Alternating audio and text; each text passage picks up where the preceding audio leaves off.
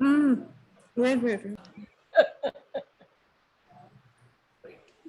So Viditi also has entered. Vidit, okay. Wow. I'm going to start live on Facebook, and then you guys can take over, do the introductions. Let's talk about what we did last few weeks and so on and so forth. And then we can jump in. There is plenty of time, no hurry. We can go, there's no time limit today. We can just keep on talking.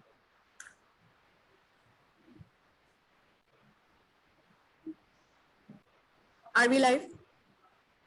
Yeah, I'm just pressing the live button. Give me a couple of seconds. It should appear the moment we are live. It should appear. Yeah. Okay. Okay, sir, done. Okay.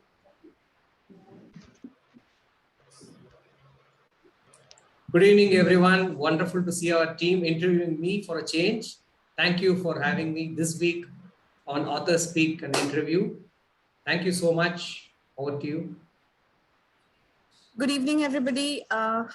It's Saturday evening, and again, Create and Narrate is here to create something new, to learn something new. And today, we are starting with authors' stories. From now on, we'll have authors with us every Saturday, and they'll share with us the stories they have and what inspired them to write their own book. And I'm so proud to introduce to you our own Create and Narrate founder, Muthu.Maganti, and he has recently launched his book, Fail Forward Succeed. And I was so much intimidated by it, and I wanted to learn so much about it that this thought came into our group discussions that why don't we discuss about his book, because it has so much power and potential, and he has talked about so many things about during his life tenure, whatever lessons he has learned.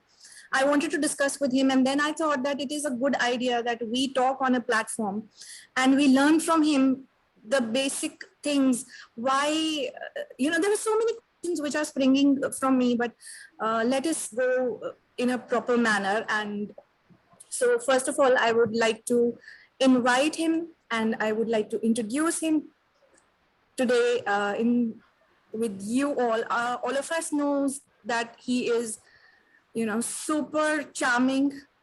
He is a person who's always in service. He loves to give, help. He loves to help everybody. He's the first one to come forward for anybody. And this is just my interpretation of his personality. I have, let me share with you, and you will be amazed how many diverse positions and activities and actions he's performed. So just let me share the screen.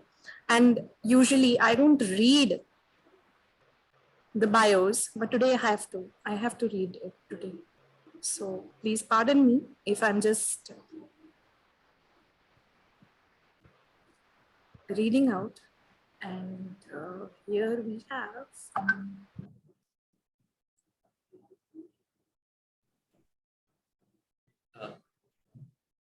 all right. Is my screen visible? Yeah. Okay. So Muthu.Maganti, he has done his post-graduation in psychology.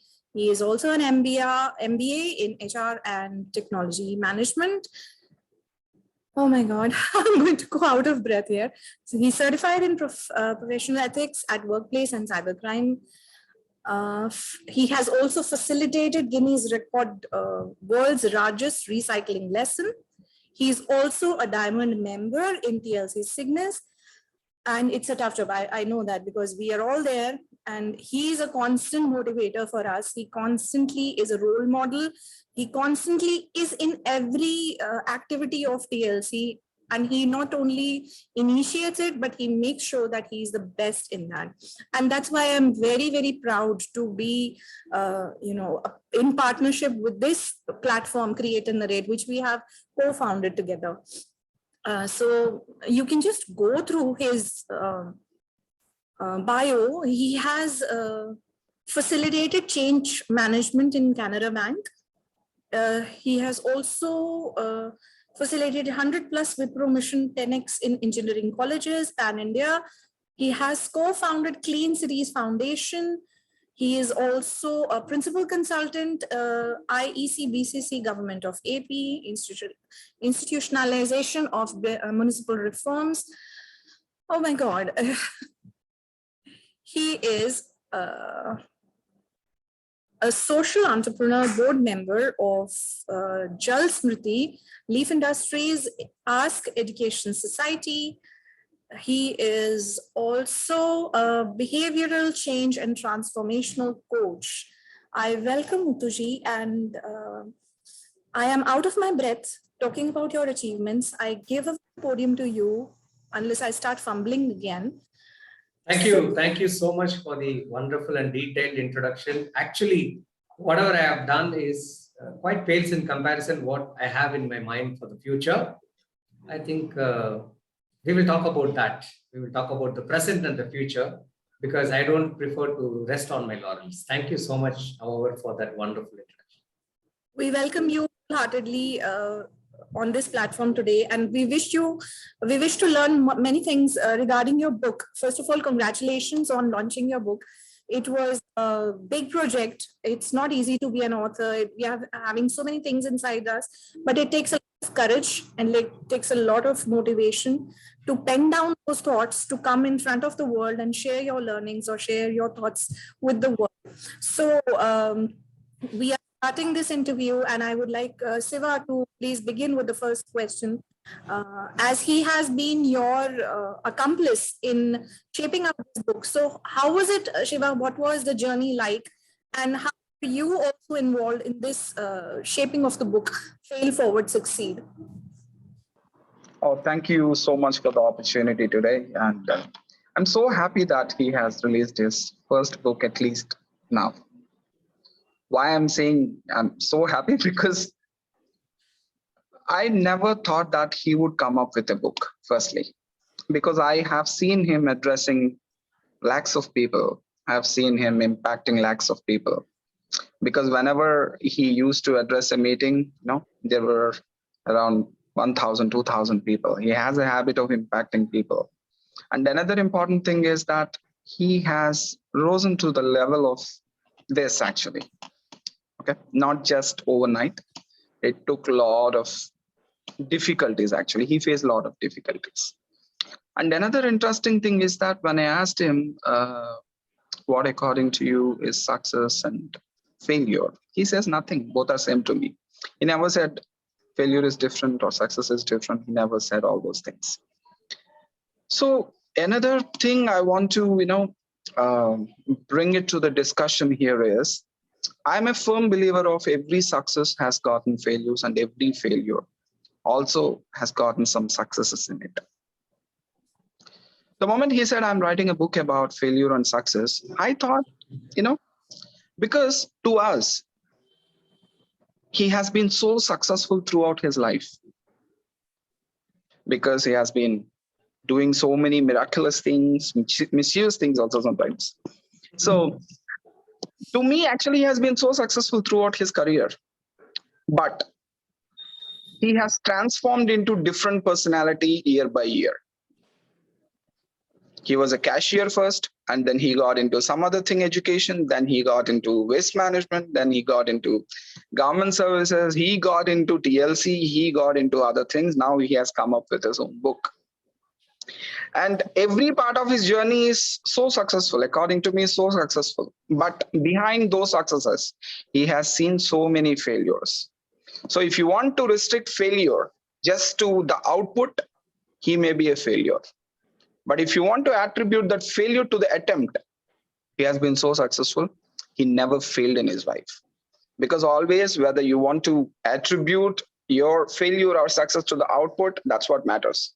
But if you are solely looking at, the process, then nobody is a failure, nobody is successful, according to me. Because we have seen examples of people who have become so successful, yet they feel they are unsuccessful because that success hasn't translated into monetary success. Now, there are people who say, I'm not successful because, it doesn't give me any money. So if you want to combine success with monetary benefits, if you think that is the real success, I'm sorry, you are wrong. So you should not think like that.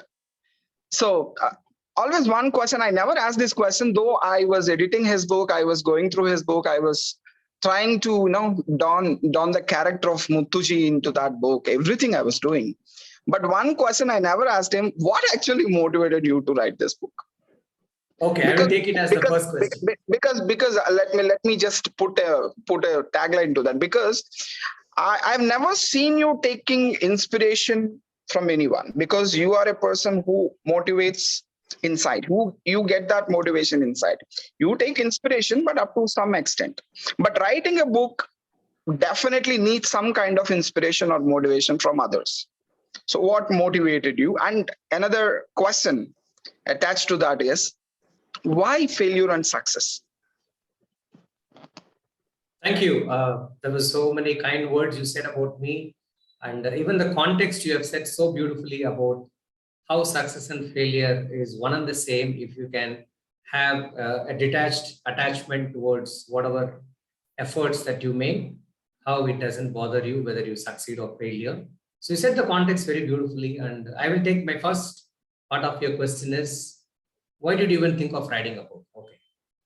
Let me first tell everyone, because some of them may not know, this is not my first book.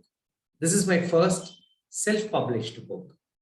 In fact, I have been an accidental author twice already. This is my third attempt in authoring a book. The first time, I just got suddenly a random call from one of my friends who was also working and process facilitating workshops with me in Wipro. He said there is an opportunity, then he's very busy, and there are a couple of modules we need to co-author for a skill development book, especially for polytechnic students. And since I always normally never say no to anything, especially when there is a challenge and people say, I'm stuck, I need some help. That is all. Those are the magic words for me. Because I hate getting stuck. In my own life, whenever I felt stuck, I try to somehow get myself unstuck. And when I see someone else stuck, my first response is, even if I am busy, it is to reach out and make sure that I can offer whatever I can. So he said he was busy and he had to get these modules very quickly because the deadlines have already passed. They wanted it like yesterday. And they know that Muthu is somebody who can, if he says yes, he will do it overnight. So I did it, and I found out that actually those modules I made, some of the co-authors were real doyens in the field of education. They were all extremely accomplished people, and it was none other than Cambridge University Press, which had requisitioned this book for AP Polytechnic Board. So it was United AP at the time, and then all the skill development centers wanted to make sure that these kids are employable. Since I was already doing some work on employability skills of college students, engineering students, they said I would be a good fit to also write something for the polytechnic students. So that's how I landed up this project. I just did those modules overnight, and it was released by the last Chief Minister of United Andhra Pradesh. So accidentally, overnight, I had become a published author by one of the best publishing houses in this country, released by the CM of AP and all that. So that was like, I had to pinch myself to ask whether it really happened to me. It just happened. And then the second time also something similar happened. One of my mentors, who is a very young person, she's about 83 years old now.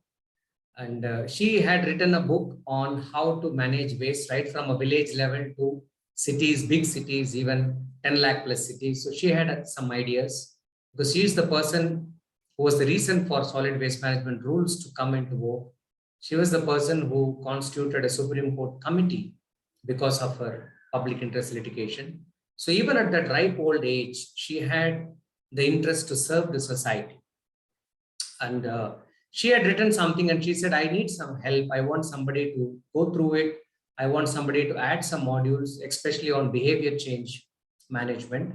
And since she has seen me do a lot of training on waste management for people, for the stakeholders, the workers, and the public, she said, you are the best person to write those modules on capacity building and behavior change.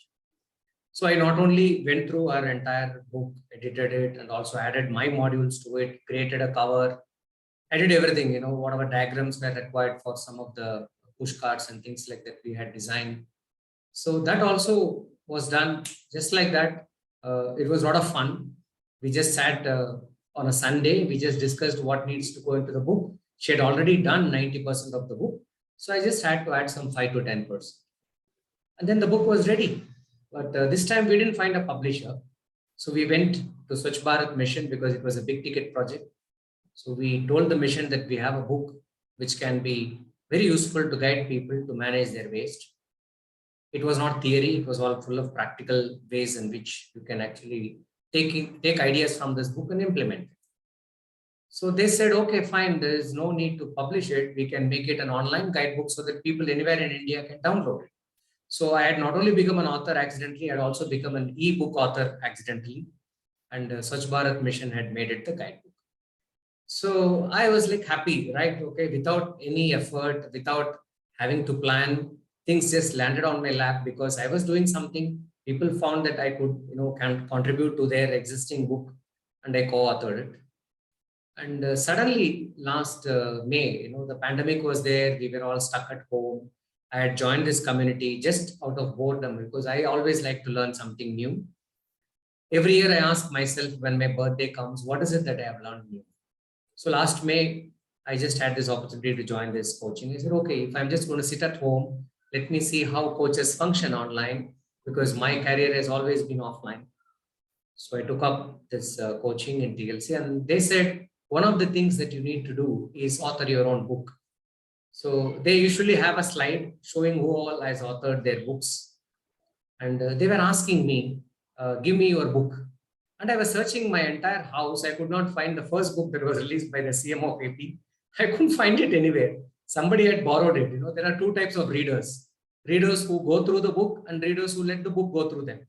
Probably the book has gone to one of the readers who have let the book go through them. I could not find it. So my sickness circle was frowning, Is it really true that this fellow has written a book? So I had to go to Google. I had to Google and then actually would not believe I had to go and purchase the second-hand book that which I had co-authored for 60 rupees. And it took another 30 rupees or something for postage and all that. So it finally, after paying 90 rupees somewhere online, a second-hand book with lot of notations, quotations, and tone here and there finally landed. And then I took a photo of the cover and then he sent it to my circle and said, I really have written a book. Okay. So then, then it was so funny. Then I said, okay, I think it is time for me to write my own book. Probably the books that I have written, people, if I myself, I'm going to find it so difficult to find a book that I have co-authored, probably it's time for me to write a book. And this time it will be my book and I will plan for it and I will write about something that is very close to my heart. So that's where I will come to your second question. I can write about anything under the sun. Okay, I love to read and I love to write. And I was just thinking, what is it that I'm going to write about? Then one of the conditions of writing a book is that it should match the niche that you are going to work on. So it took me 2 months to even find out what is the niche or what is the area that I want to focus on because I am all over the place. I do education, I do environment, I do entrepreneurship, I do waste management, I do water management, whatnot. So I'm all over the place, right? I'm not somebody who likes to restrict myself to one thing. And now here they are saying that you have to now focus on one thing. Now, all your life you have been completely unfocused. So I don't know if it's a bad thing or a good thing, but I have been extremely successful being unfocused as well. But now the new thing is, let us try focused also for a change. Because why not? If somebody says there is also going to be some good by going deep, not shallow surface skimming for so many things, can you go into something deep? Then I thought the deepest work that has happened is the work that I have done on myself. No other work that I have done this last 20, 30 years, I have worked on myself more than I have worked on any other project. So that was the first thing. So that one work that I'm really proud of, that I want to write about, is myself. I have worked on myself. I have motivated myself, coached myself, counseled myself, kicked myself most of the times whenever I went down the wrong line. I said, okay, I am the product. I can write very much about myself. I can write about anything, but I think I am more proud of the work I have done to transform myself as an individual. So that was the first thing on top of my mind. And then, okay, if I want to write about myself, what is it that I'm going to write about myself? Why would people read someone? We have so many billions of people in our country, so many billions of people on this planet, highly accomplished, amazing personalities who have really made a difference to this world. We read their autobiography. Why would people want to read about some Muthu somewhere in one part of South India? So then I said, most of the people in this world, like I have also struggled with the same concept. What is failure and what is success? So I thought, okay, now I have a winning combination. One is I want to write about the product on which I have worked on for 52 years. And I have a concept which most of the people are working throughout their life and dying without finding out what it is. So I thought I will put both these together. And that is how fail forward, succeed happened. Thank you. Over to you. Oh, that's an apt explanation from your side for how you have written this book and why you have written this book.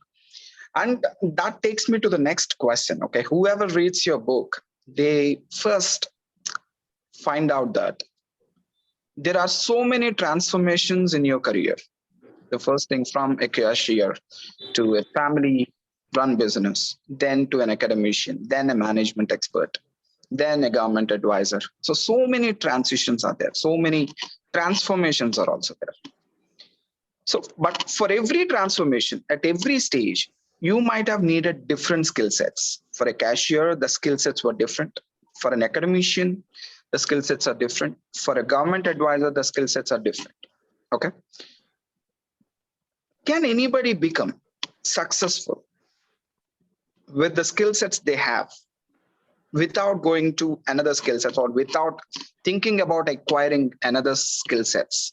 Is it possible for anyone to become successful? Because at every stage of your journey, I'm seeing new skill sets have been brought into your life. Whether you have identified those skill sets in you or somebody would have triggered those already existing skill sets in you.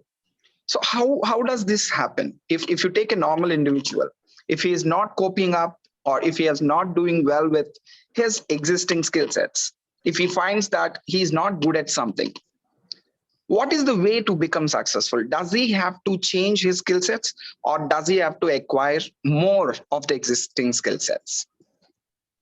Okay. Fantastic question to begin with. I think it's a very deep question. I will answer it both biologically as well as technically, also psychologically. There are many shades to it. If you look at a human being, we were just one single cell. And from then only we get so many other cells and then we multiply and we get different parts of our body, right? That is why today we are banking our cord blood cells, because something happens to us tomorrow. We need a new arm, we need a new kidney, we need something that needs to be replaced. This bank cord blood cells can be made into any cell of our choice. That is why they are worth its weight in gold. So a human being by default has a template that whatever traits they come up with, they can always become what they want. So I would take your word skill and maybe add a little bit more. I think competency is the key. It's not just the skill. We are all born competent. Whatever we choose to focus on, whatever we choose to practice, we become more competent in that. So a competence is a combination of everything, a skill as well as the knowledge that we acquire and also the attitude. So I would give more preference to attitude. That is why even my academy, we have named it as ASK, Attitude, Skills, Knowledge Academy, because a combination of these three things makes a competence. So if you look at the competence map required for different fields, they're different. That's why you will find me doing so many things, but my core competencies are the same. For example, the ability to continuously learn and process information. Let us take that for matter. Suppose you throw me into a desert, I will start learning about how to live in a desert. Suppose you throw me in Mars, I will start thinking of, how do I survive in Mars? So you put me in waste management, you put me in water management, you put me in education, you put me wherever. The competencies that are required for you to survive there, from the basic template that all of us have got, from the skill set that we already have, we start acquiring and processing the information that is required. And then we start practicing. Sometimes we fail to cope. We say it's not for us, we go back. Let me give you a technical example for this. If somebody of you follow tennis, you had one fantastic tennis player called Ivan Lendl. He used to win all the tournaments except Wimbledon.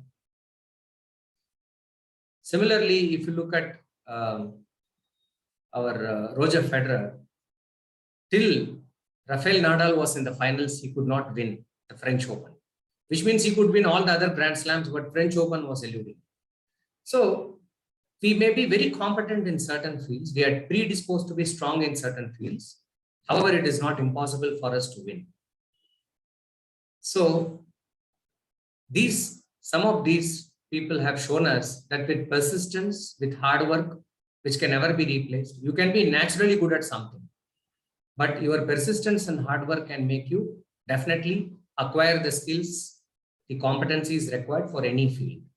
That said, my only word of caution is not everybody wants to experiment their life for 50 years.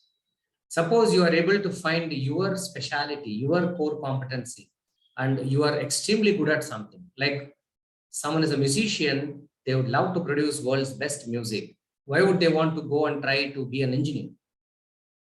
For example, some of our most successful cricketers, because for Indians, cricket is a religion. Anil Kumble, Javagal Srinath, you have so many of them are engineers. After completing their engineering, they've also gone and become successful in sports. You find so many misfits like this in the society. You have people who are extraordinarily good in fine arts. They are doing banking. They are working as lawyers. You will find people who have studied science. They are working in bank. So the livelihood, people confuse a career, a livelihood with passion, and therefore they are always running behind something. They think they have to do this, they have to acquire this, they have to get certified in this. I would say very simple. If you decide what is it that you want to do in life, you can be anything that you want to be. Only thing is you just check whether you are naturally inclined to it. The journey becomes easier. Suppose you are not, be ready to rough it out. Be ready to be persistent. Be ready to go through hell, because you can really do anything that you want. They're all quite competent of like how we became this human being from that single cell. All of us are definitely all of us can work towards developing competencies to be good in anything that we do. If we are naturally inclined, we will be extraordinary.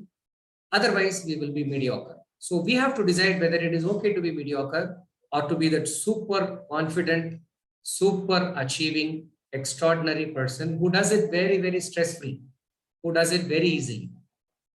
That is what we need to, arrive at. Thank you.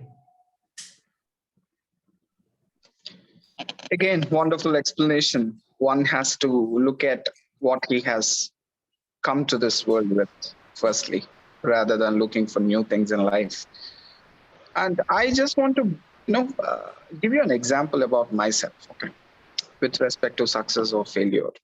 If somebody asks me to play cricket, if I'm playing cricket, even if I'm getting out to the very first ball, I don't consider it as a failure, because cricket is not cup of my tea. I don't know how to play. I know nothing about cricket. But if a project doesn't work out, if a project doesn't derive expected results, even then also I'm not considering myself as a failure, because after all, I just think like I've done something wrong, and the process has to be altered to derive intended results. This is what I feel. But many people I'm seeing, they know that they are not good at something. When you are not good at something, the probability of being successful is very less. When you are good at something, the probability of being successful is very high. They very well know that they are not good at a particular thing. If it becomes failure, they are attributing that failure to them and thinking about, not performing well in forthcoming events, or they might even think like, my life has become unsuccessful. So this is what is the phenomena that is prevailing in the society.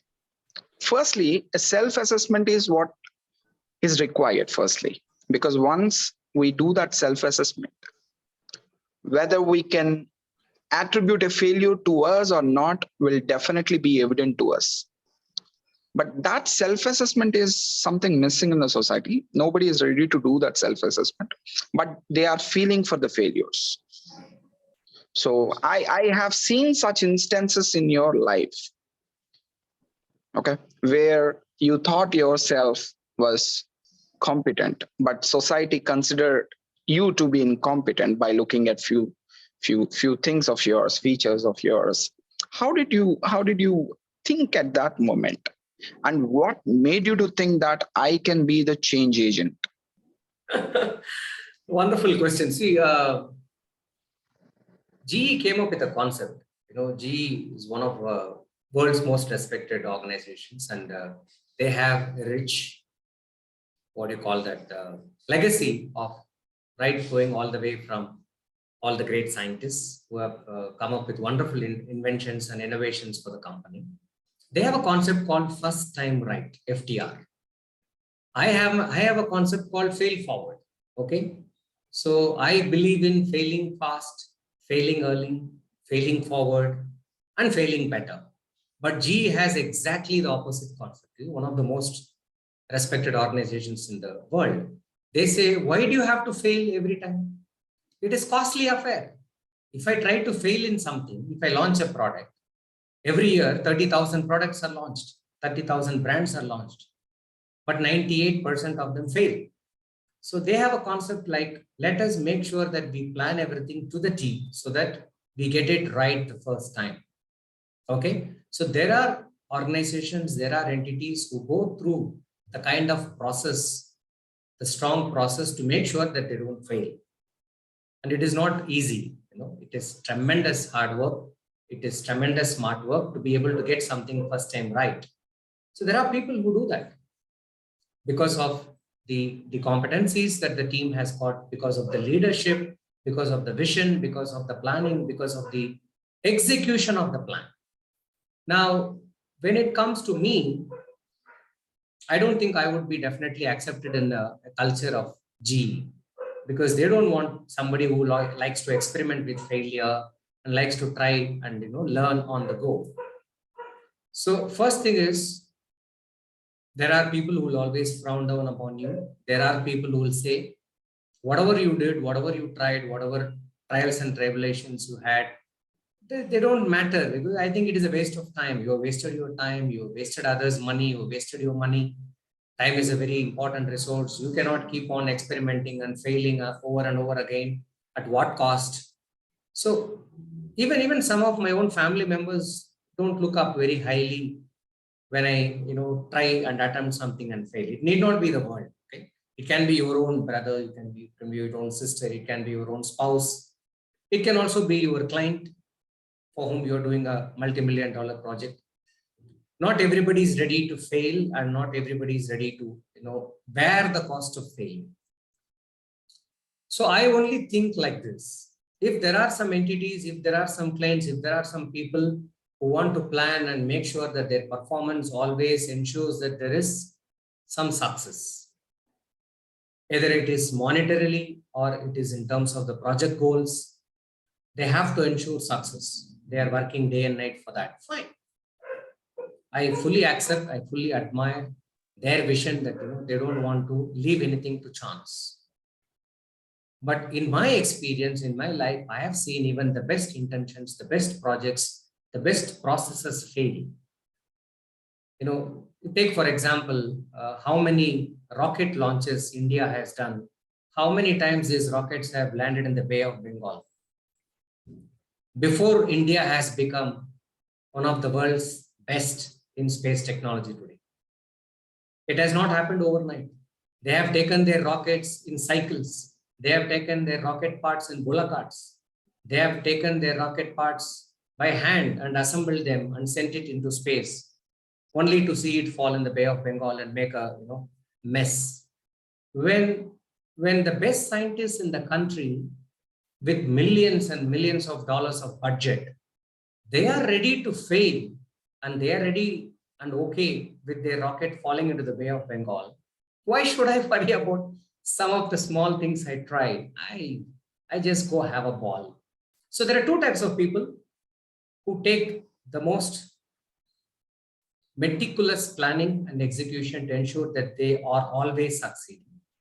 Hats off to them. I don't think I can put that kind of effort. I really admire that kind of people.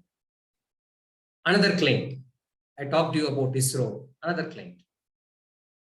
It's called Kane Energy. They are prospecting for oil. They were the first to be given license in India for prospecting for oil. Do you know an hydrologist working for an oil prospecting company? When you drill a bore for water in our house, we don't know exactly whether we are going to get water. Even when we drill 1,000 feet in Hyderabad, you don't know whether you have those 4 points. All the 4 places you may drill, you will not be able to get water. But a hydrologist on an offshore oil rig, right in the middle of the sea, he has to drill by every hour. I think it is thousands of dollars. They have to strike oil. Otherwise, the millions of dollars that they spend every hour, they are answerable to the shareholders who have invested their money for the sake of profits. Now look at the tremendous stress that hydrologists would have been going through just to point at a place so that they can start drilling, so that the entire company, the money that all the shareholders and the people are going to invest in the money, they're going to spend there. And what if they don't get oil, right? So when such amazing projects, when awe-inspiring projects, they're ready to take a chance because there is always a chance for failure. Those things that we do is nothing in comparison. So I always take heart. I always take heart in saying when people take big risks, the risks are so big, mind-boggling. But what about the returns? The returns for those risks are also mind-boggling. So when you aim for the stars, you surely will definitely not come up with a handful of mud. That is my philosophy in life. You win some, you lose some, you lose some time, you lose some money. For me, failure and success is all the same. Are you ready to take the risk? Are you ready to learn from what you have failed? I think that is what my philosophy of life has always been. That's also again wonderful. And can I conclude your entire answer by saying something? If anybody who considers failure as an attempt, that itself is a very big success. Can I say that? Absolutely. See, the whole point is, are you a sensing person or are you a judging person, right? So each one of us has a personality. There are some psychologists in this room. I'm sure they will also agree with me. There are a lot of psychological tools which pigeonhole you. For example, 16 personality factors say you are extrovert, you are introvert, you are sensing, you are judging, right? You are perceiving and you are something else. So depending on our personality, we all have an inclination towards either judging something or just feeling for it. So I am a feeling kind of person. Okay, I don't judge anything at all. So the concept of whether it is a failure or a success comes as a judgment. For me, it is about just doing it. And I don't care whether it succeeds or whether it fails. I am ready to take both the big bats and the bouquets. That comes later. But what comes first is your personality. What your personality does is your traits make you do something very, very intuitively, very, very instinctively. Thank God my education has not shut down my instincts. normally what happens is when we are very educated, the more educated we are, the more we start listening to reason. We put logic, we try to analyze, and then we try to sometimes give up, because analysis sometimes leads to paralysis also. Fortunately for me, I've been a very instinctive type of person. I always listen to my instincts. I always back my instincts. So even if everybody says this is not going to work, I'll say it's all right, let me try. That is one thing I'm very, very happy for my early childhood educationists. They've always encouraged me to go and take risks. And I think that is what my entire mindset is all about. I just don't care about judging anybody or anything, including myself and what I do. Thank you so much, Muthuji, for clearing all my queries, and over to you, Parulji. Thank you. Just Parul, just a minute. I would like to take. Quick. When Muthuji said that I am just interested in doing things, I'm just reminded of the famous line in Bhagavad Gita said by Krishna ji that "Fal ki ichha mat kar, karam kar." So it's just that you are living that statement which is given to us. Most often we just tend to just say those things and we just say we just pass it off in the conversation, but you are living that, and hats off to you by motivating us and showing us so many things, how failure is important, which is the most dreaded term. Nobody prepares us for failure. Nobody tells us that it is okay to fail sometimes, because that is actually the learning ground for us to nurture ourselves, to shape our personalities. So this is a profound wisdom which we are getting from your talks. And over to you, Parul, now for your next question. So maybe if I can add a point to what you just said, this is not just a profound wisdom, because you are all mothers here. Some of you will know that your child has never walked without falling several times. It is already there in us. We quote some scriptures. In fact, the foreword of my book has been written by one of the spiritual gurus. He says there are 12 steps. And if you diligently follow, right from goal setting to controlling your mind, to learning, self-learning, to learning from others, and so on and so forth, you will find that finally you reach the 12th stage where failure and success are the same to you. So he writes so beautifully in the foreword that life is a snakes and ladders game. You win some, you lose some. And if you are aware of that, you already are in Krishna consciousness. Since you brought in Bhagavad Gita, it's as simple as that. So as children, we used to play snakes and ladders game. Our parents have given snakes and ladders game to prepare us for failure. But we thought it is only a game. No, it is life that they have taught us. When we fell down from the cycle, they did not take the cycle away. They asked us to try again. Our parents, our teachers always prepare us for failure. However, when we grow up, we forget it. Yes. We forget how many times we have fallen. We forget how many times we have failed at trying something and how we managed to succeed in the end, because those successes are only highlighted. Nobody talks about how many times my child failed. Everybody has a video of when the child takes the first few steps without falling. Nobody took a video of the child falling and crying, because that is not a very nice video. They didn't want the child, bleeding with the lips. They want the child smiling and, walking. So that is the focus. When you focus on only the good, thinking that this is what is good, then you are making the child also, you are role modeling the child also to focus on that. But when you tell the child, see, you did fall, but you got up again. If you remind the child, then whatever you have already prepared the child. You have already prepared the child to fail forward in life, but nobody insists on that.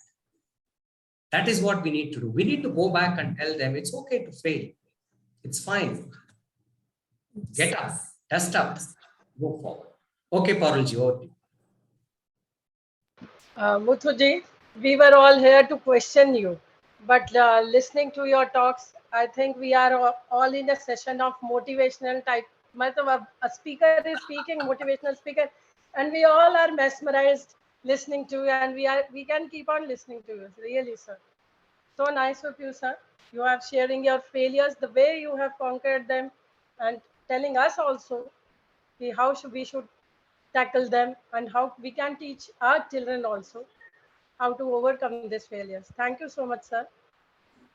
My questions I've gone through your book. I've seen many activities at the back of your chapters. What prompted you to have those activities in your book? Usually we don't see activities in the books. Wonderful. Just I'm very happy that you have gone through my book. Even Manvinderji, I can see that she's having a copy of my book, and she has the book, she's going to but shoot some questions from one of the chapters, I think. So I'm very she can do happy that both of you have gone through the book. Yes, I'm all ready. I'm waiting for my turn. Okay. Okay. One important thing is none of us are like the other person, right? So I'm not a great believer in motivation at all. Let me be very honest. People think I've written a book to motivate others. No. People think I've written a book to inspire others. Absolutely not. I have written a book to make people just glance through it and reflect. Because as I already told you, who would be interested in an autobiography of somebody unknown? If somebody is, very famous, they would want to go through and see if they can also follow in the footsteps and succeed like them. I don't want anybody to follow anybody's footsteps. Let me be very honest. Even I'm not a great follower of anybody. I follow a good thought. If you take several role models I have, I don't try to imitate them or role model them entirely. I take what is good that I can practice from what they tell me or what they coach me. So if you look at my toolkit, I have taken tools from one of the best masters I have worked with. I have worked with a psychiatrist. I have taken some interesting tools from him. I worked with a project management consultant like Siva. I will take some tools from him. I look at my wife, how she coaches her students, how she teaches the subject with a song and a dance, making some practicals with ice creams and gems. So I take some ideas from that. I see somebody counseling. One of my best friends is a very good counselor. How he achieves breakthrough by questioning, how he is able to reflect. So I took that different tools from the different masters. And the only way that we can also go up in life is to have our own toolkit. Because whatever we want to do, we need to also develop our own tools. So one is acquire tools so that your toolkit is full. If you only have one hammer in your toolkit, every problem will look like a nail. You will go just bang, bang, bang. Failure is not a technique for everything. No. I don't believe that everybody should continuously fail to succeed. So that would also be wrong to say so. So it is not one tool that you need. You need a toolkit with all the tools. And one of the things I wanted to people to do is reflect on some of the points that I have raised and see how it applies to it. Because nobody's life will exactly be like the other person's life. Everyone has a purpose for which they are born in this world. I believe that it is their primary duty to find what is their purpose. If you ask me what is the purpose of my life, I can't go read a book and find out the purpose of my life. I can't go to somebody and get coached on what is the purpose and goal of my life. No. Only a competent guru, only a realized guru is even capable of showing you the path. Because a guru is someone who brings you from darkness to light. So you think your goals are like this, you think your life goal is like this, you think you want to make a career out of this. All those things, that's all they're fine. But ultimately, there is a reason why we are all born. There is a purpose, a higher purpose. Now, after all that survival things are over, we have a house, we have a car, we have a family, we have everything going. That is why even in our Vedic, way of life, you will find there are very clear, stages when a student should study, when somebody should get married, when somebody should earn, when somebody should go to Vanaprastha. There are very clear stages, at what time you do what. So ultimately, when the time comes when you start questioning yourself, see, I'm 52 now. I can't keep on going and thinking about, talking to people about how everyone has to fail to succeed. No, it is my purpose in life to find out many things by failing and succeeding, so that ultimately the purpose of my life is achieved. And that is my way of doing things. But when you look at my book, if they apply some of the concepts to their own life, you will find entirely different answers coming up. See, it is not a question paper where everybody ticks A is the right answer. You don't have a multiple choice question paper for life. If I give you the same question paper, everybody in your classroom, the same question paper, everybody will come up with say, okay, for question number 2, it is B. For question number D, it is A. No, it is not. Life is not a multiple choice question paper. Life is something that you unwrap. It is a gift. You have a purpose in life. A gift is given to you. You are born with a gift. You need to unwrap that gift. And the only way you will do that is by learning, by meeting people, by reading things, by talking to mentors, by talking to role models, by going to school, going to college. Any way you see, everything is in education. Everything is in education. The other day, I consider myself a very great waste management guy, okay? My friends had parked a car next to a hotel to eat. I just joined them.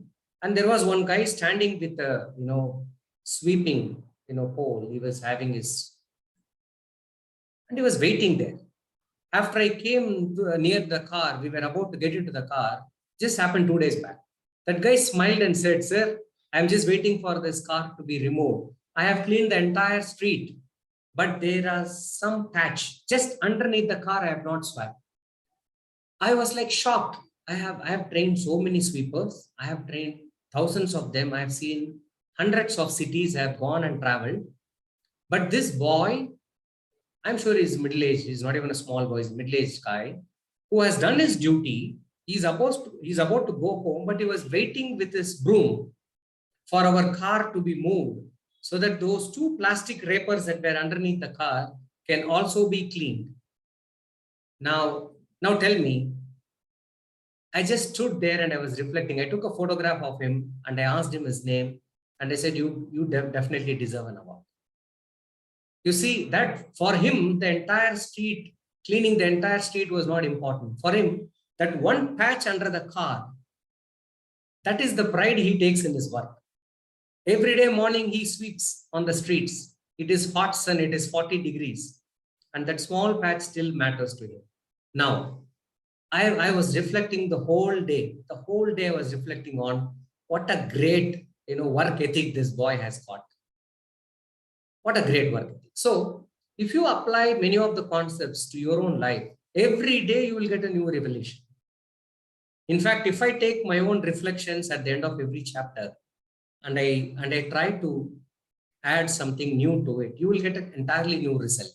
So I believe that it is not important whether you are an MBA or you are a doctorate or you have multiple PhDs or you are a scientist, you are well learned, you are well coached, or you are an illiterate.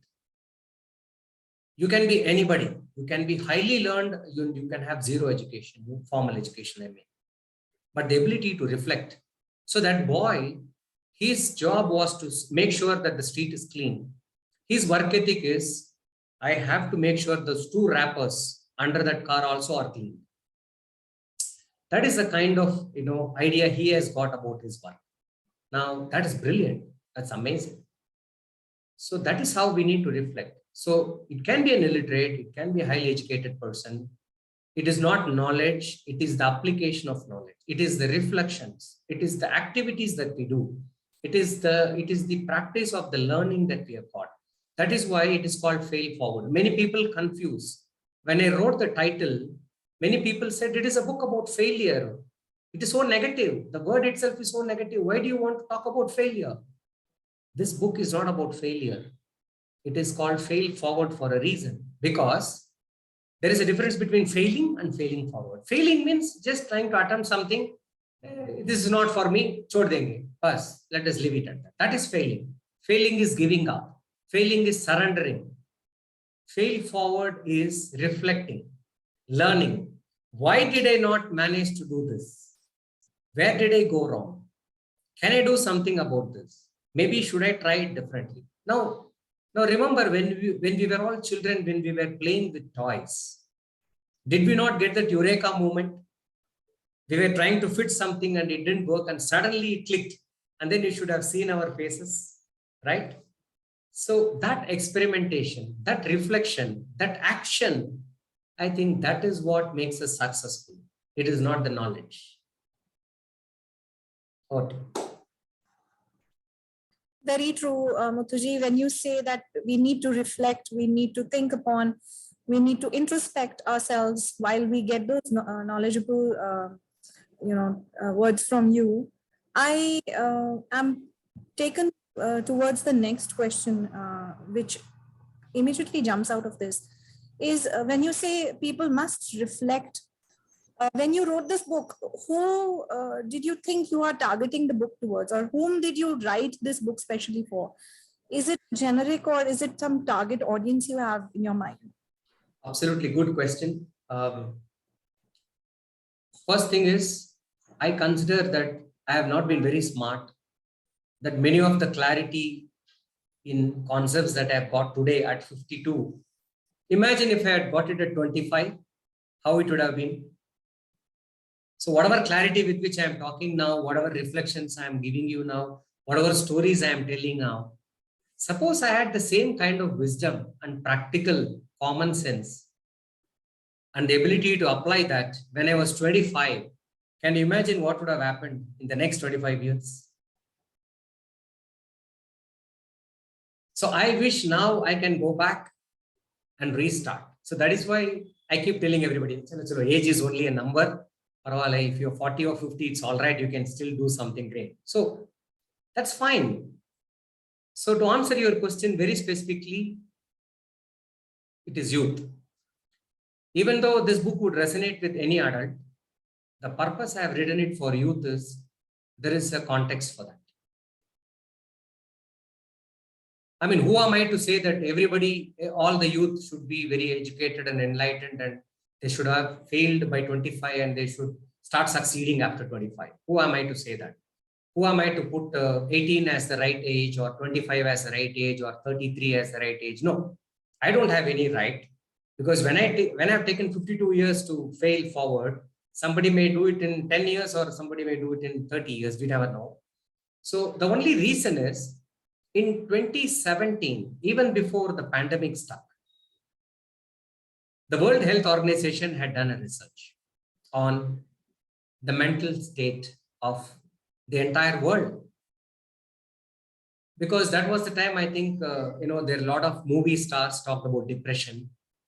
So depression became a very buzzword all of a sudden. Oh yeah, if the best movie star in the country can talk about that she is depressed, then everybody should also come out and say whether they are depressed or not, right? So we needed movie stars to come and tell us that we are depressed.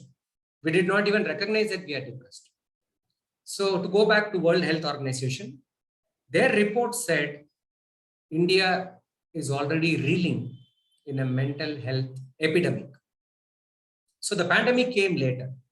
The mental health epidemic was sweeping the entire world, and more so because we have most number of people in our country.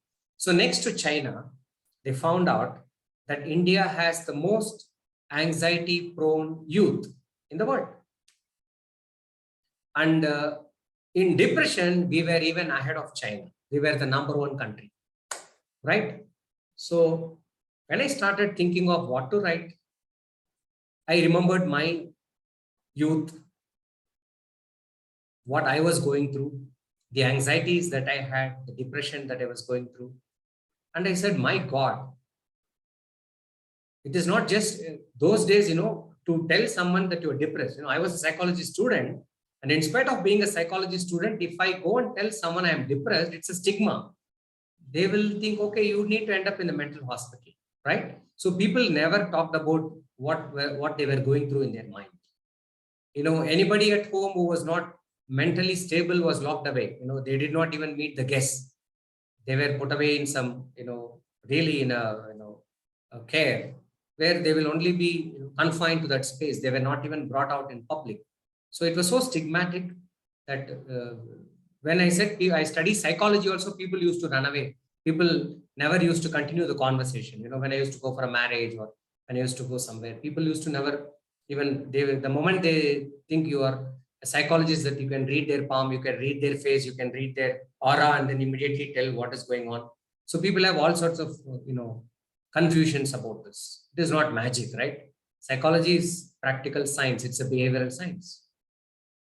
Even then, there is a stigma for people to say they are depressed. But once that movie stars and all came out and said, I am depressed, I am not, I am a queer, I am sexually not inclined to be both a male or a female, and all sorts of things, became okay to talk about. People started accepting those kind of challenges, mental traumas and challenges that people used to go through.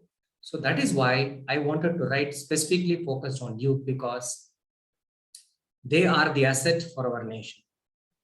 If youth are able to realize that it is okay not to crack IIT JEE, it is okay not to crack the NEET exam, it is okay not to be successful in business. You may fail, you may lose some money in business. It is okay not to get the best, college seat. It is okay not to pass your SAT and go abroad. It's okay. If you are destined to do it, you will do it. If you're destined to crack the CAT and go to IIM Ahmedabad, you will go. If you are not, you will not. It's fine. Abdul Kalam did not study in IIT, right? And Bill Gates did not study in IIM.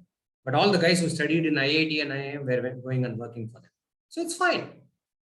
So my own niece, she wanted to crack the IAS. She wanted to crack the civils. So she was trying again and again. She's a brilliant person, no doubt. But she was also a very good lawyer. She had finished 5 years of law. She's a fantastic lawyer. So we said, why don't you pursue it? So now she is going and arguing her cases in High Court.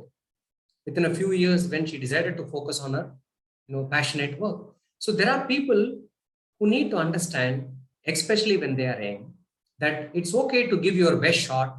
You can try 2 times, 3 times, fine, but move on. Move on. You need to understand that you are beating yourself black and blue, and sometimes your persistence will work, sometimes it might not work. If you have a plan B, if you have a plan C, take it. Nothing wrong. Don't think that you have done a disservice to yourself by settling or compromising. No. Nature or life gives you lessons again and again and again till you learn. So sometimes, as I told you about the sports persons, it has taken them 10 attempts to win a Grand Slam. So sometimes it may take us 10 attempts to get through. But maybe in real life, we don't have that many attempts. We have only 5 attempts or 6 attempts. After that, our age gets barred and we have to move on. So once you have done all your attempts, take the next best thing that you are good at. Probably you might be more successful. That's what has happened to many of the entrepreneurs. They have tried something in their life, they have failed, and suddenly at the age of 50, 60, 70, they have struck gold because they have accepted the fact that they can move on. I think that is what my book aims at, to help youth to move on and become fantastic successes, because they are the real assets for our country. Definitely. I would like to quote one of your chapters here, like in the 3rd chapter, I suppose you talked about your own journey when you were appearing for +2 exam, how you managed that tough time. And later on in the chapter, you were also discussing that before this happened, before this certain challenging time happened in your life, you were not, you were all over the place. You were not focusing on your life. You were not aligning your life. You were just moving, like, I suppose you said, you were just flying with the wind, So after this incident, there was a period of silence. You've beautifully discussed about silence, which we learn through these meditative, discourses, the spiritual courses. We learn about the importance of silence, but you have talked about 3 different types of silence in that one paragraph, and it is so beautifully described. Can you please share this with us? Because I would like to know from you. I come from a family which is very loud and noisy all the time. Okay, silence is a luxury, actually speaking. We were a joint family. We used to be very bubbly, enthusiastic, shouting, running, and all sorts of things. We used to literally holler at each other and, shout at each other and things like that. They were never someone who are very silent. It would be my grandfather, grandmother, father, mother. Everybody had a say in everything, and they were quite assertive and their tone also was very strong. So a period of time came when the first time I failed, and nobody expected me to fail. I failed in academics, and my mother is an extraordinary achiever in academics. My father had to pass a language which he never knew. He migrated from Andhra into Tamil Nadu. He had to pass an exam in Tamil to become an officer. And he did that. He learned Tamil from me and my brother, and then he wrote the exam and he passed the exam. That is how seriously they take education. And when someone in the family fails, it's like, oh my God, some great crime they have committed. But in spite of that importance they gave for education and, all that seriousness when it comes to the ability to crack your exams and succeed and all that, in spite of shaming them, my father had all the opportunity to shout at me and lecture me and scream at me when we were coming back after we knew that, I had failed. The newspaper it did not have my number. So we knew that I had not passed my intermediate college, junior college. And normally he calls a spade a spade. He's a person who doesn't mince his words. He's ready to shout and he's ready to just give it to you. There is no buttering. There is no sweet coating. He is a man who will just honestly call a spade a spade. And he was silent. He was just walking silent. And I see, he knows that I am an adolescent. And he knows that I am extremely fragile and a sensitive person. I've been a very sensitive person from childhood. They know that. And they also know that all that sensitivity and all that is something that is out there, but inside I'm very strong. I can definitely brush off and move on. They know that also. But in spite of the fact, instead of going hammer and tongs at me, he just kept silent. And that silence spoke so many volumes. You will not believe, I was actually going through in my mind, he's going to start like this. He's going to say, first thing he's going to say this. Second thing he's going to say this. Thirdly. So I'm just checking off how he will start, how he will continue the, shouting, what he will say, what will he call me, what kind of, words he will use, what kind of abusive words he will use. I was going on literally, in my mind, all that was going in my mind. This is what is going to happen. Nothing happened. It was complete silence. And after some time, I also stopped thinking. It's like, so his silence actually spoke more of his ability to put himself in the shoes of an adolescent who has just had a very bad day. And I need to give him some time to reflect. So that is where I think a parent is intuitively very great, because a parent knows you very, very easily. They can make out because they've been seeing you, they see your personality, they know you in and out. And that is how I think my parents have demonstrated to me. Maybe that is my interest of why I got into psychology, is because the ability for a parent to intuitively understand when a child cries, whether the child is hungry or whether the child is uncomfortable. They know exactly even by the tone of the child. So that is the greatness of a parent. No great psychologist can even match that. No great technology can match that.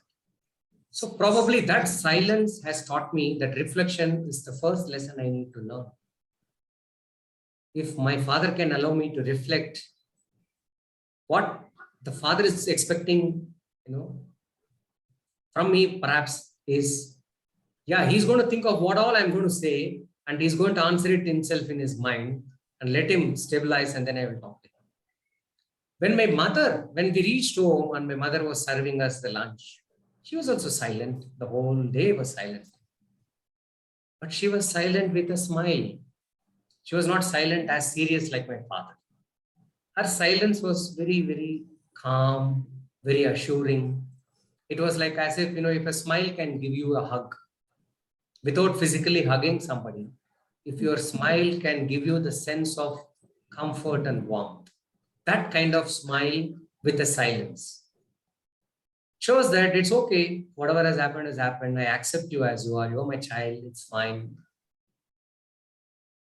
She doesn't know whether my father has scolded me or not. Okay. She doesn't even know because we were walking alone back to the home.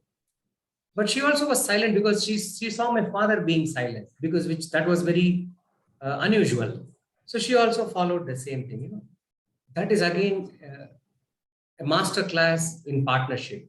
When you have your spouse and you disagreeing on many things and agreeing on many things, you can argue on many things. My father and mother used to argue about everything under the sun. But that day, they were agreeing with each other and disagreeing in their own way, in their own silence. Now, that's again another lesson of how you have to talk to your spouse, or how you have to understand the body language of your spouse, of how you also understand the silence of your spouse. I mean, these are the things which are, as I reflect back, now I'm able to understand that. But as a child, for me, that silence was just about reflection. Yes. It was like going to this retreat where you just have to be in Vipassana meditation. Exactly. It was like a retreat right in front of my hall. Yeah. And I will urge the readers to go forward, and beautifully he's explained what this silence led to a dream, which he is still wondering whether it was a dream or a message from a spiritual guru. And I would urge the readers to read themselves. I am sure, and I am actually, bubbling with more questions, but we are pressing on time and we are almost overboard 15 minutes. Oh, wow. Sorry. No, it is really time to be silent. No, but we have a few rapid fire questions, and I will not allow you to just keep on, speaking just for that answer. So question number 1 from Parul. So my first question will be, what is one thing you wish you enjoyed most while writing your book? I would love to hear it from you. What I enjoyed the most? While writing your book, what thing that, what was your favorite part? Favorite part, or that clicked you the most, or you enjoyed writing the most? The favorite part was, even before my book was completed, in the beginning itself, I had created a pledge. Wow. I think I really enjoyed that, because I thought, what if somebody doesn't have time to go through my book? This is modern times. People don't have time to read 100, 200 pages. Is there anything where I can give the entire essence of my book in one screenshot? And that is what is. I'll share the screen with you all. Yeah, if you can share so the that screen. I can show you. I enjoyed a lot. I just love creating. Just a minute. So this is the pledge he has written, and it's beautiful. So can I invite all of you to share this pledge with me, because it is very close to my heart. Yes, sure. I'm sure this is the essence of my book. So I will take lead. You just follow me. Sure. I hereby pledge to. I hereby pledge to accept failure as a normal part of life. Accept failure as a normal part of life. Be open to receive and offer support. Be open to receive and offer support. Challenge a single idea of success. Challenge a single idea of success. Diligently persist towards my goals. Diligently persist towards my goals. Enjoy my actions and efforts. Enjoy my actions and efforts. First, practice self-care and mindfulness. First, practice self-care, mindfulness. Generate ideas to test my progress. Generate ideas to test my progress. Thank you. So my next question is about this only. So how did you manage to compile this beautiful pledge? So as I was writing, as Parulji had asked, I was also reflecting on some of the, instances I am recollecting, some of the stories I am writing. One of the stories is, to begin with, after that incident, when I had my first failure, that's when I realized that you have to accept failure. So that is where the A started. Then Okay. I was very shy and a very introverted child when I was growing up. I never used to ask for help.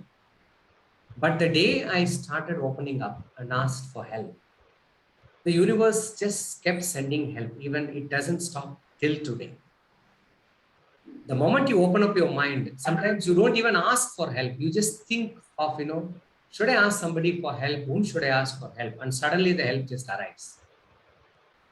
I realized that that happened because I started offering help to people. Like I said in the beginning, when somebody requested me to write their book. So when you offer help, invariably the universal law ensures that you get help. So like this, as I was reflecting on several things that I had learned in my life, I was putting them down, and then I could notice that it was some 5 or 6 things were coming up, and it started with A, B, and C. And I said, wow, if success is not one thing, so I have to challenge a single idea of success. So being ready to help and take help and offer help from others, accepting failure. So ABCs came. The moment ABCs came, I said I'll have to find the other things, D, E, F. So I could go on. I think I can go on till Z. I know. Yes, definitely. It looks so musical, So that I know that, but for the world to know, let me stop sharing. What is your hidden talent? My hidden talent. Yes. It's so hidden, even I'm not able to discover it. I'm going on trying to find out myself. If you find me being talented in something, please let me know. Definitely, Bhai. You are, Sir, you've mentioned that in your book that you are a percussionist. So I wanted to hear that. I believe I'm multi-talented because Yes. all of us are capable of doing multiple things in a wonderful way. I believe everyone has their own talents. And my interest in rhythm is because my grandfather was a theater artist and used to sing beautifully. He used to have a lot of audio equipment, mics, and all those things, valve sets. So he used to be an electronic engineer. And the rhythm, the music, the gramophone, all that were part of my childhood. So I used to start drumming. Intuitively, I used to start drumming as a child. And then they thought, okay, this guy, he has to be put in some percussion instrument learning. So they put me in under a very good guru. It's a very famous percussionist called Kumbakonam Rajapayar. So I was very fortunate to learn under him for 4 or 5 years in Chennai. Traditional mridangam. It's a South Indian accompaniment. The best thing about mridangam is it can be like the tabla, which is very melodious. It can also be like the nadas from the davil or the chanda. It can also have a thunderous sound. So it's a percussion which has got a big range. It can be very melodious to listen to, and it can also be like a thunder. It has got that range, and it is just like me. I have the Sounds same like range. life. Sounds like life itself. Thunderous sometimes and melodious sometimes. Parul, next question. so my question would be, what is the last thought you have while you go to your bed, or what is that thing that clicks you at that time? Okay. Normally, what happens is I think of a lot of things in my projects, whatever I'm doing.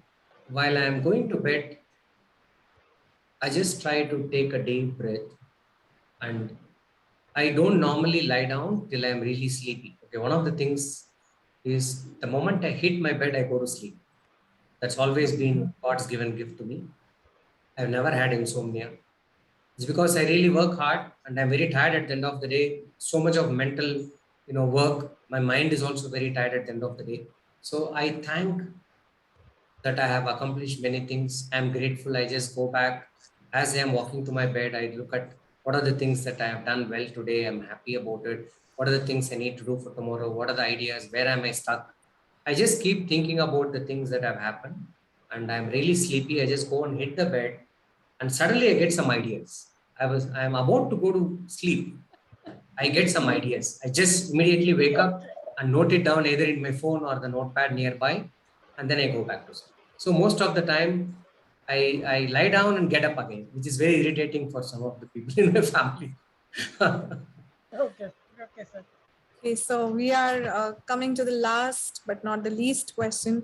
I am so full of questions, but I know the time, we are having a limited time with We us. can have a part 2 because I have Yes, Fail Forward Succeed part 2. We can have another part. definitely we'll be looking forward. But really, I really want to have a part 2 because there are so many questions which are in my mind and I want to discuss Exactly. with you. And let's plan and have it the next Saturday itself, which we will be just planning and letting all of you know very soon. And coming to the last question for today is, what is that one message for the youth of today? Because we see that youth are misguided and they are like, particularly when I am a mother of a young, adolescent. My elder son is in +2. So, and I see the, kids these days are usually busy with the gadgets and they are away from the environment, they are away from the relationships, they are away from the nature. They are losing out so many things. And we parents want to get them connected to these things. So how do you tell us parents to bridge that gap? What message do you give? Okay. First is, I have always a rule. I counsel the parents and talk to the students, the children, because children don't need any counseling. It is the parents Yes. who need counseling. Yes. So I will tell parents that if your child is already an adolescent and you're worried that they are getting out of hand, they are not listening to you, they have become grown up, they have become tall, they have their own mind, they are running away, they are not listening to you, fine. That is how adolescents are. They are trying to find out their identity. They even don't know who they are. There is a spotlight on their head. They're very sensitive. They are a bundle of energy looking for a channel. Yes. Right? So as a parent, there are two things that we should have done when they were kids. Whatever we taught them to enjoy life, to be doing whatever they do with a lot of fun and enjoyment. And it's okay to fail. Like we talked about how parents also teach failure. So have fun, put some efforts. It's okay to fail. And whatever family values we have given to them, whatever value systems, core value systems we have given to them as children, we have already done that. So I should not use the word should. We have already done that. Don't worry when they don't exhibit those things when they are adolescents. Remember, that is the time for them to explore. If a misguided youth like me can come back on track, it is because of the value system ingrained when I was a child. By my teachers, by my parents, by my grandparents, whatever messages I have got, after going out of the way, you will again come back because these things are inside your core. It becomes your core personality, your core message, your core philosophy. It is all already given to you in your childhood. So when they go astray, don't worry, give them the wings. They will again land up exactly where they have to land. So first be confident. First be confident that you have already done your bit as a parent. Now it is time for them to to grow from being a caterpillar to a butterfly. Second thing is provide them with opportunities, channels where they can go and really enjoy and try to see where they are really fitting themselves in. So be ready to give them, for all the energy that they have, give them the channel to go and experiment. Once you do it, you can be assured that they will always come back because of the values we have ingrained, the grandmothers, the grandfathers, the mothers, the fathers, the uncles, the teachers, whatever they have told when they were children, that becomes the base core values. That will never change. They will come back. They will come back. So we have to be confident. We have to let them go, show the confidence in them so that they know, oh, my parent is very confident that I can be somebody. My parent is definitely ready to accept whatever I am, whatever I am doing. So that confidence will make them come back to you. That will make them attractive to you. When you lecture, you become very unattractive. And when it comes to children, when it comes to youth, I would definitely ask them to go and do one thing, because children love to watch movies. You have all the Netflix, Amazons, everything you have on OTT today. There is a movie called Lakshya, Hrithik Roshan movie. If you had not seen, I think it's best for you to sit with your child and see this movie, because I was like that Hrithik Roshan character. You know, whatever your friends want to do, try it. Somebody wants to get into army, he also wants to get into army. Somebody wants to do MBA, he also wants to do MBA. There's so much of confusion, right? And then the girlfriend says, he's not clear in his life what he wants to do, but the day he becomes clear, see from where he is going to go, from where he is to where he's going to go. So that girl shows, she knows by looking at him that this guy is fantastic. He has got all the skill sets, all the competencies, all the capabilities. It is just that goal, the purpose. The moment that goal is revealed to them, it is clear to them, the focus is there. That's it. I'm sure they will be able to achieve, only by experimentation, they'll be able to achieve what is their passion, what is their goal, what is their purpose in life. And the day they are clear about that, nobody needs to guide them or lecture them. They will just take off like it. Thank you. Thank you so much, Muthuji, for these reassuring words. You don't, I mean, obviously, you know how much it means as a parent to be reassured, to be told that they'll come back to you, because at this particular moment, you feel that you've lost, your biggest treasure, because you've invested so much in your children, and when they don't listen to you, then they answer back, and then they don't go the way you want them to go. You feel that you've lost the battle. But today, that exactly is the word. You have invested in your child. Yes. And for any good investment, you ask any investment banker, you ask any investor, an investment lying in the bank is not going to give you the best rich dividends. An investment with which somebody works, experiments, tries a little bit of enterprise, that is when you get maximum profit. Yes. So make sure your investment is put to good use. Yes. That is when your investment will give you the returns. And it is not your returns. It is the investment which is going to make returns for itself. Yes. They are the future, we are the past. So chill. Yeah, today I'll be sleeping with a very chill mind, and I will be at peace today, because you have reaffirmed that if when even I look at my childhood, all of us were like rebels in our own way. We wanted to achieve something, we wanted to find something, we wanted to do something not in the league. We were always out of the league. And when we are back to our roots, this is what matters the most. We are finding substance in our life. Definitely our children will also find a good way, and they'll also find themselves. So thank you so much for these reassuring words. And we look forward to part 2 of the same interview. I have so many questions. I'm sure Siva will have. And when our audience is going to see this, the replay of the interview, I'm sure everybody will have some, questions to ask from you. And we'll definitely have a part 2 of this. And would love to know more about your book and your life. Thank you so much for today, Muthuji. Thank you. Good night. Thank you so much. Good night. Thank you, Muthuji, for this lovely counseling session for us. Thank you, Chaudhary-ji. Thank you, Shivani-ji. Thank you, Shivaji, for staying with me. Thank you so much. Okay. Thank you. Have a good night. Bye-bye. God bless. Okay, good night.